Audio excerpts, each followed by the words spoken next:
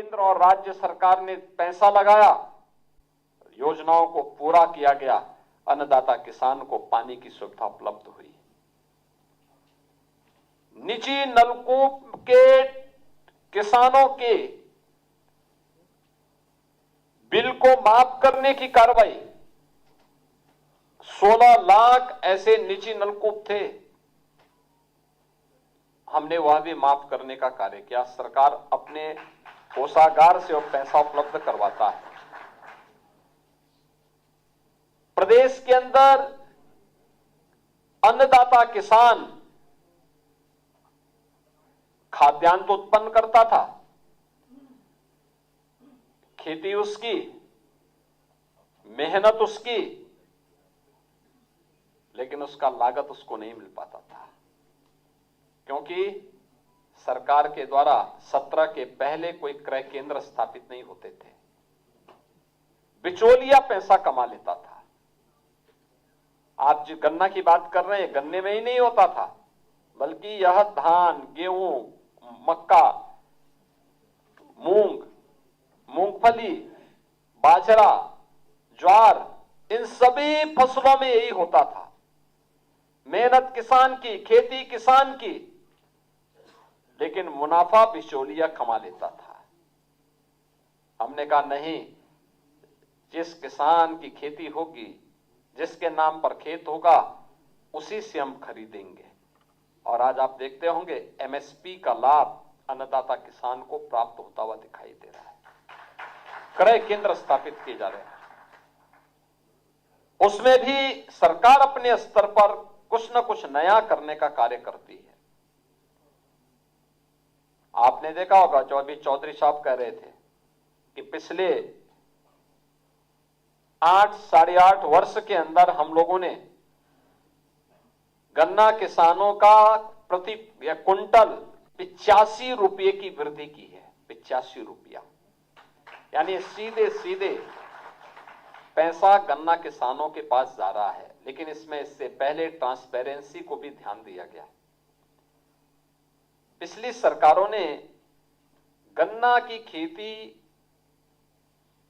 17 के पहले एक घाटे का सौदा बन चुकी थी। उत्तर प्रदेश वैसे भी मारू नहीं बना था।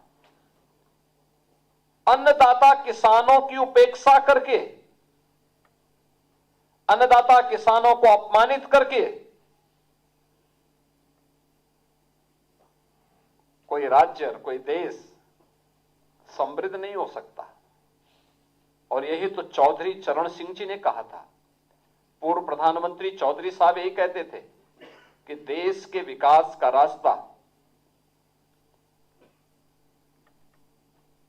गांव के खेत और खलिहानों से होकर के जाता है। ये वैसे ही नहीं कहते थे, इसके पीछे का भाव था कि अन्नदाता किसानों को आप खुशहाल रखेंगे, उनको समृद्ध करेंगे, तो ये विकास के पथ पर देश को आगे बढ़ाने का काम करेंगे। और यही कार्य हम लोगों ने इन सभी को मिलाकर के आगे करने का काम किया। गन्ना किसानों के लिए भी इस प्रकार की स्कीम, 17 के पहले क्या स्थिति थी? हम लोग 17 में आए थे, 2009-10 से लेकर के 2016-17 तक का गन्ना मूल्य का भुगतान बाकी था।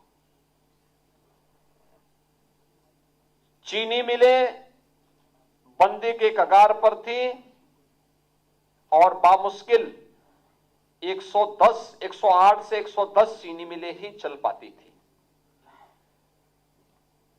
जो चीनी मिलें भी थी, उनकी क्षमता की स्थिति बहुत खराब थी और अनमनस्क भाव के साथ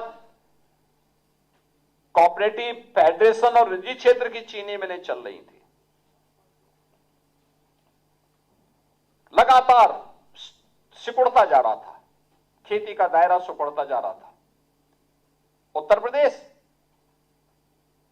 याद करिए, खाद्यान्न में नंबर 2, नंबर 3 स्थान पे आ गया, गन्ना में नंबर 3 स्थान पे चला गया। सबसे अच्छी उर्वरा भूमि, सबसे अच्छी जल संसाधन, लेकिन उत्पादन में नंबर 3 पर, क्योंकि किसान उपेक्षित था, हताश था, निराश था, आत्महत्या करता था। ये बीमारू जो राज्य बना, इसके पीछे सत्ताधारी दलों की बीमार मानसिकता थी, जो किसानों को भी उपेक्षित, अपमानित करता था। और परिणाम था, वे प्रदेश को लूटने में व्यस्त थे, अपने परिवार को आगे बढ़ाने में मस्त थे। उनको प्रदेश की चिंता नहीं थी, प्रदेश के विकास की चिंता नहीं थी। परिणाम हम हेडलाइंस के प्रायोजक